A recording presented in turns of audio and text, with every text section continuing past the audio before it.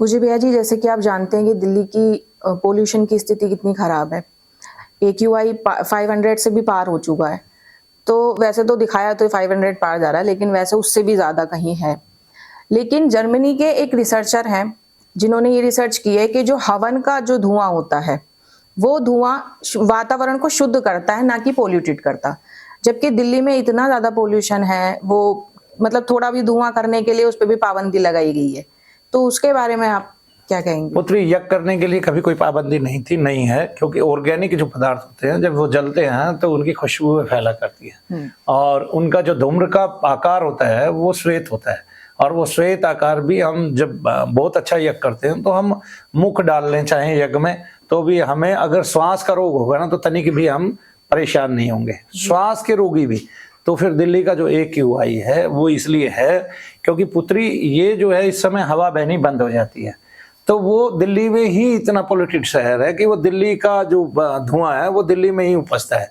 वो किसी पंजाब के किसान से धुआं नहीं आया। अगर पंजाब की वायु यहाँ तक आ रही है तो फिर वो आगे भी सरक जाती, क्योंकि वायु बह रही है ना। जब वायु बहनी बंद होती है तब वो वहीं के वहीं रुक जाती है। दिवाली के आसपास क्या होता है कि वायु में स्पंदन नहीं होता, वायु बहती नहीं है, वायु ठहराव करती है और पत्ते हिलते नहीं हैं। तब जो वायु जितनी उत्पन्न हो रही है दिल्ली में, बहरहाल मैं आपको एक बात बता देता हूँ कि दिल्ली में रातों रात बहुत सारी इंडस्ट्रियां चलती हैं और उनमें कमीशन ले लेके धुआं उठता है और उस पर कोई देखता नहीं है कि वो कितना पॉल्यूशन फैला रही हैं। उनकी रखवाली नहीं होती है और उनको केवल ये सर्दियों में ही मौका होता है अपने उत्पादन को बढ़ाने का। और बहुत सारी इंडस्ट्रियां एक ही इसी सीजन में, इन्हीं 2.5 महीनों के अंदर पूरे साल का मटेरियल बना लेती हैं, क्योंकि गर्मी में जो रात होती है वो उजाली होती है और उस गर्मी में सब लोगों का ध्यान क्या होता है, बाहर होता है। ठीक है, शोर भी बहुत ज्यादा होता है गर्मी में, लेकिन सर्दियों में लोग अपने अंदर कमरों में सोना चाहते हैं और वो अंदर तो घुस जाते हैं, लेकिन उनको समझ में नहीं आता बाहर क्या क्या हो रहा है।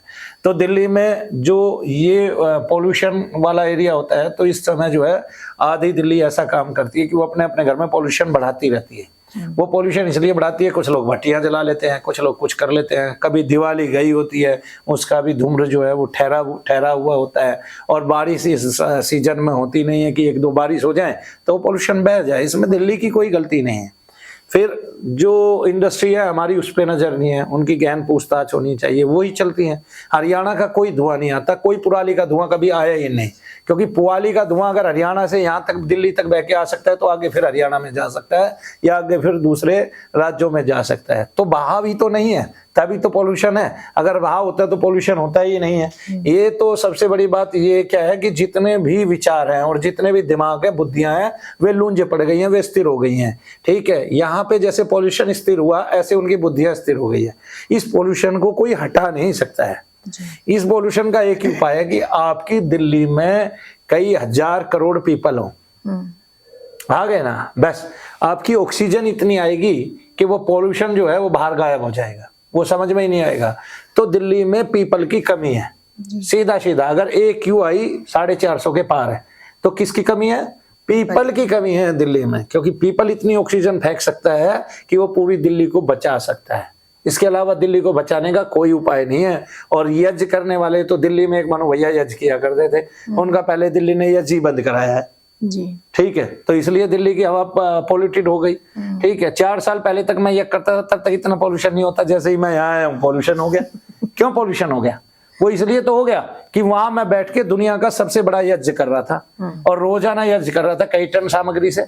लेकिन फिर क्या हुआ कि फिर दिल्ली वालों को, मुझे लगा कि मैं दिल्ली का ही पैदा हुआ हूँ और दिल्ली वालों को मैं भारी लगने लग गया। ये नहीं पता चल रहा था कि ये लोगों को लाभ दे रहे हैं, वो इसको हानि समझ रहे थे। हमारे यहाँ बहरहाल एक बात बता देता हूँ कि एक वैज्ञानिक हैं और वो है कहाँ की, गुजरात की। उनको सांस का रोग था। मैंने पहले ही दिन डिक्लेयर किया कि बहना आपको श्वास का रोग है, लेकिन जब वो यह कुंड के बिल्कुल समीप बैठी रहती उनको श्वास महसूस नहीं होता था और जैसे ही वो दूर होती थी वो श्वास में घिर जाती थी, उनको अपनी परेशानी वैसी ही नजर आती थी। तो उनको समझ में आया कि यज्ञ कुंड के पास बैठने का भी इतना महत्व है। ये साक्ष्य है, शनिदेव की सौगंध खा के बताता हूं मैं आपको, ये प्रमाण है। तो यज्ञ जो है वो संसार भर को बचा लेने वाला है। तो अब दिल्ली पोल्यूटेड क्यों है? दिल्ली इसलिए पोल्यूटेड है क्योंकि एक पूरा विभाग जो है वो रिश्वत के ढेर पे बैठा हुआ है और दिल्ली में इस टाइम भी इंडस्ट्रियां चलती हैं और वो रातों रात चलती हैं। धुआं होता है, किसी को दिखाई देता नहीं, उसी में धुआं मिले जाता है। ठीक है ना। तो इसलिए लोग इसका फायदा उठाते हैं, जगह जगह आग जलती है, जगह जगह पॉल्यूटेड करते हैं, यह जो होता नहीं है तो वो धुआं बढ़ता जाता है। वायु जो है वो निष्पन्द होती है, यानी कि पत्ता तक उस वायु में हिलता नहीं है, और वायु समीर जो है वो बहती नहीं है, इसलिए हरियाणा से भी कोई वायु नहीं आती है। तो वायु ना पंजाब से आती है, ना पोवाली की जल के आती है, वहां की भी वहीं ठहरती है उन्हीं राज्यों में। लेकिन जब वायु बहती है तो वो एक ही दिन में सारा पोल्यूशन खत्म हो जाता है।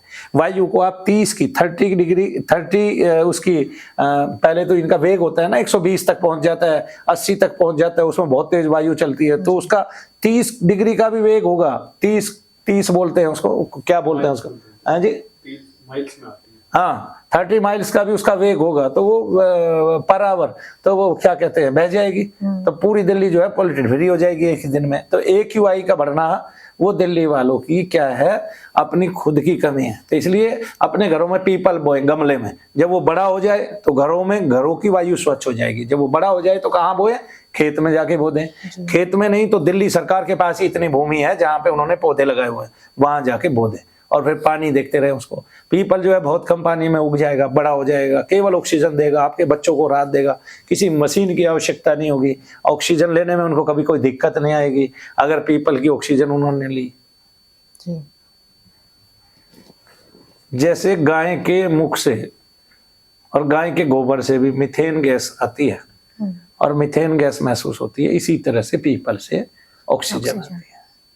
तो गाय से भी ज्यादा, इसलिए वो त्रिदेव माना गया है। गाय से भी ज्यादा अगर कोई हमें ऑक्सीजन देता है, कोई हमें जीवन देता है, तो वो कौन है, पीपल देवता है। तो इसलिए पीपल की सेवा करें, उसकी रक्षा करें, और वो तुम्हारी रक्षा कर पाएगा, तुम्हारी अगत, तुम्हारी ताती की रक्षा कर पाएगा, और दिल्ली को वो कर देगा, पोल्यूशन फ्री कर देगा। आपको ऑक्सीजन अगर बेहतरीन मिल रही है तो ऑक्सीजन का एक लेवल है, पीपल का पेड़ जहां तक होगा वहीं तक ऑक्सीजन फेंकेगा, तो ऑक्सीजन हमें उतने ही लेवल पे चाहिए। और जब नीचे ऑक्सीजन रहेगी तो जो पोल्यूशन रह जाएगा वो ऊपर चला जाएगा, ठीक है, क्योंकि पोल्यूशन हमेशा कुछ ना कुछ गर्मी पाए होता है और ऑक्सीजन जो है वो नीचे ठहरती है। तो जय शनिदेव सबको।